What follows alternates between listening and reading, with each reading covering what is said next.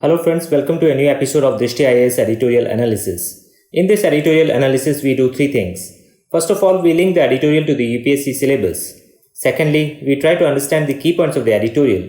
And thirdly, if any key concepts have come in the editorial and are important from exam point of view, we also discuss that. So let us begin today's editorial analysis. Dear viewer, this video is available in Hindi as well. If you wish to watch it, please visit our Hindi YouTube channel, Drishti IAS. For your convenience, the link for this video in Hindi has been provided in the description below.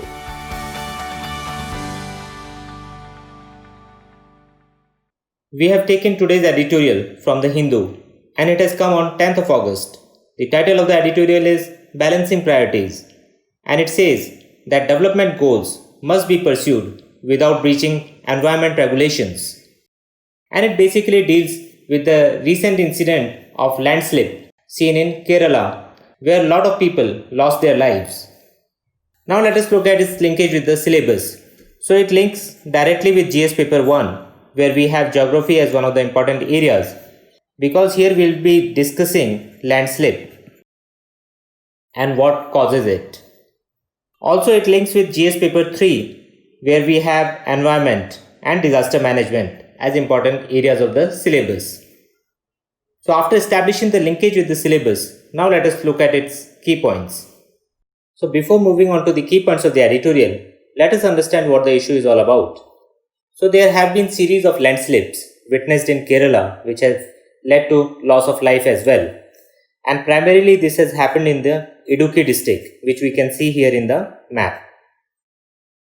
Now there were a series of landslips at a tea estate in Idukki district of Kerala on 6th of August. And most of the victims were asleep and got trapped under the debris, which fell on the housing quarters of the tea estate workers. And this tea estate is near the Eravikulam National Park. Now this national park is also very important because it hosts South India's highest peak of Anamudi, which is 2695 meters above sea level.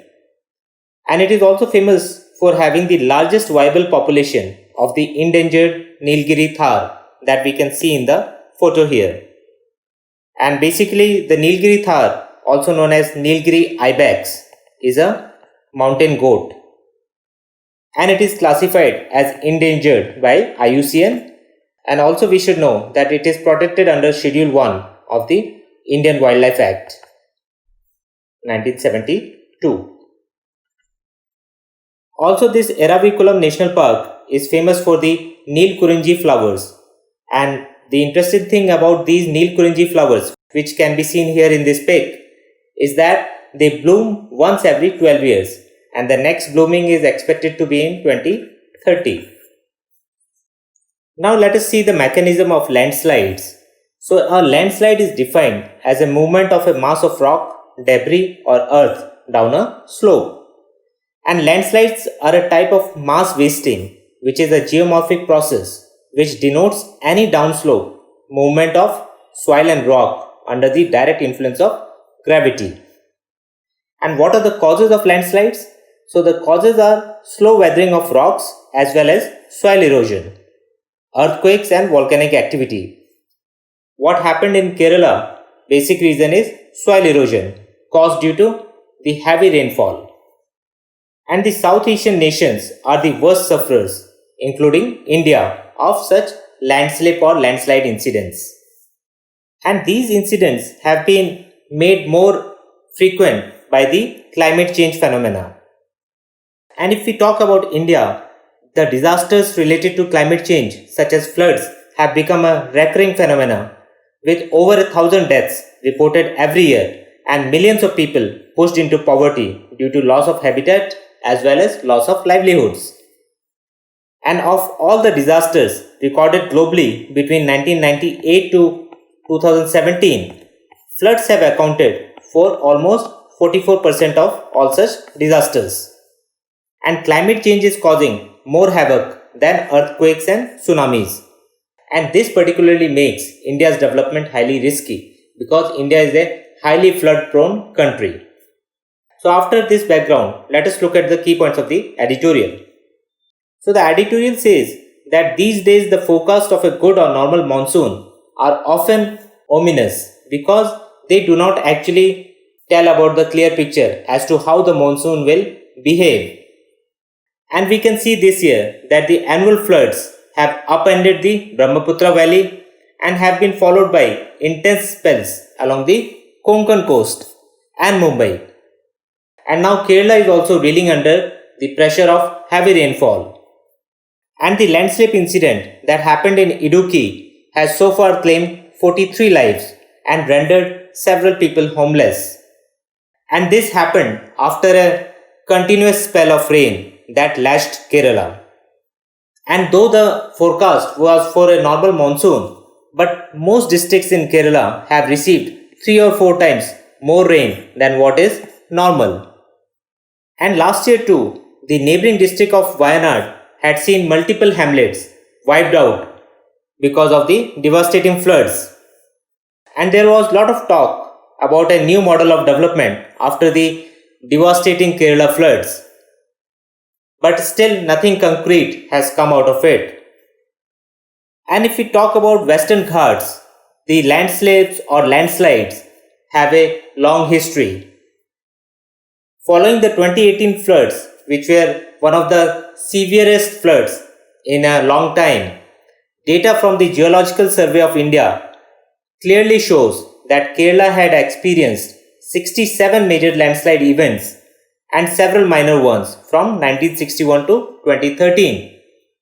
So these landslips or landslides are not an aberration in Kerala, they happen with regular frequency. And the Geological Survey of India, as part of its National Landslide Susceptibility Mapping Program, has tried to assess how vulnerable the districts of various landslide prone areas are. And under this program, almost 13,000 square kilometers have been mapped until 2018. And 6,000 square kilometer more was to be covered in 2019-20 in Kerala itself. Another important point to note here is that out of the 14 districts of Kerala, nearly 13 districts are prone to landslides, and that makes Kerala particularly vulnerable because of its high population density as well, which is over 800 persons per square kilometer. And this is why, because of any landslip incident, there are more casualties in Kerala as compared to other states which are also prone to landslides and landslips. And the editorial says that the objective of the NLSM maps is to help state and district authorities incorporate the risk of landslides into their zoning laws. And we should know here what are the zoning laws. So the zoning laws define basically what kind of activities are permitted in a particular land area. And they become more important when this land area is susceptible to any kind of natural disaster. Because if unrestricted activities are allowed and any natural disaster strikes, then the casualties will be lot more. But in most states of India, these zoning laws are not implemented strictly, leading to loss of lives and property. And the editorial also says, just as in the case of earthquake zonation maps, or for that matter, any exercise to scientifically ascertain the risk from natural hazards to a region, these laws are barely implemented in the right spirit, and that is where the problem lies. The laws are there, but their implementation needs to be better.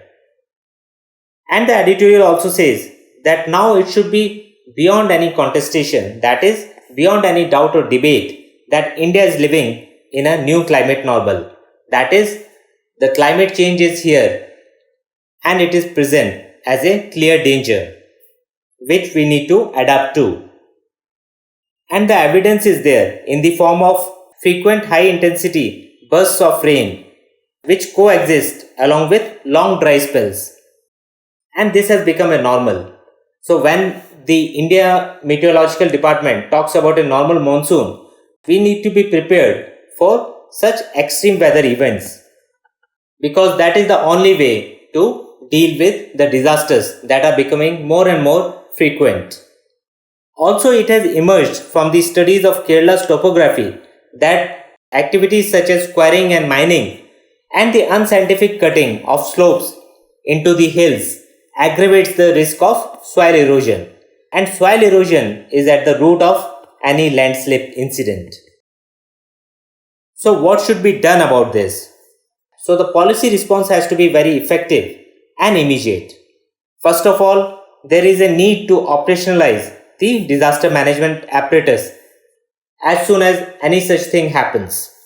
Secondly, substantial funds have to be allocated for disaster preparedness. Thirdly, strict enforcement of regulations and zoning laws is needed, and the guilty must be punished wherever found. Also, the government authorities need to ensure that the slopes carved into hilly terrain have adequate provisions for draining water, because if that is not there, the water accumulates and it further loosens and weakens the soil, leading to such landslip incidents. And the editorial rightly says that a lack of compliance with such principles is often a key reason why natural hazards end up causing a significant number of avoidable casualties. And the key term here is avoidable casualties. The number of deaths that India is witnessing due to such natural disasters, which become more acute because of the man-made factors, that has to be checked. Finally, the editorial says that there is a cost to pursuing development goals without paying attention to environmental constraints, and we should follow a model of development which takes care of environment, which protects the environment, which conserves the environment. So we need to move towards a model of development which is sustainable. So that was all in the key points of the editorial. Now let us look at some key concepts. So first of all, let's look at Geological Survey of India, and it was set up in 1851 to find coal deposits for the railways. Now the main function of the GSI is to create and update national geo-scientific information and mineral resource assessment.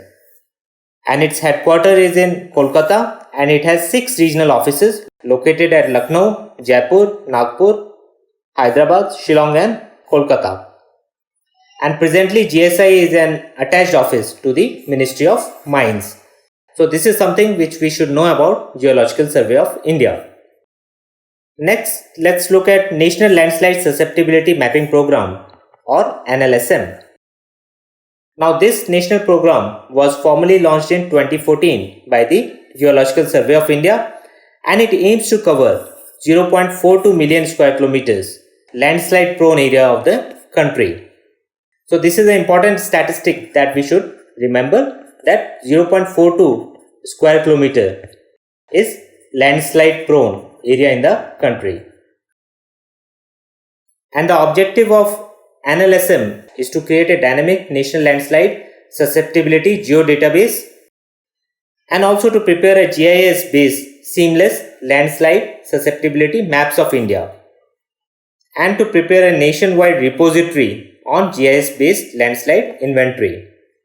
So basically it will create a database for landslide prone areas of the country, and will be helpful for the central as well as state governments to take preventive steps.